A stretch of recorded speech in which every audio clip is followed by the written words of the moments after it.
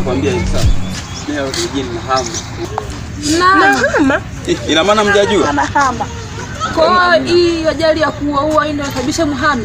Tatizo lenu nyewe ni wagumu kuangalia taarifa za habari. Nakwambia mauaji yametokea mengi sana kwenye kijiji. Sikia, mimi nimewaelewa hawa.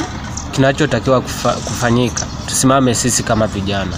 Ila jamani, ngoja tumwambie. Mnaonaje turudi tu mjini?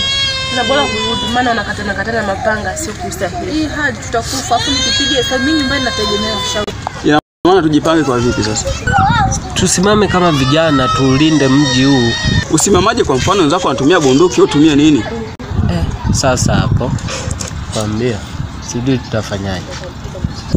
Mimi nataka mnaonaje tuungane tuwe pamoja? Yaani tuungane na nyinyi wanawake. Natia huruma.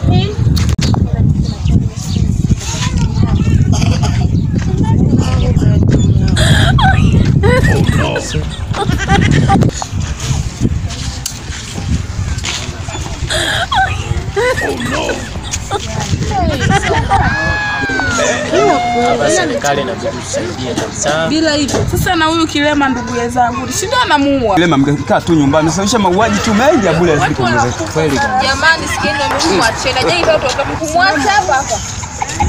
Wewe mwache.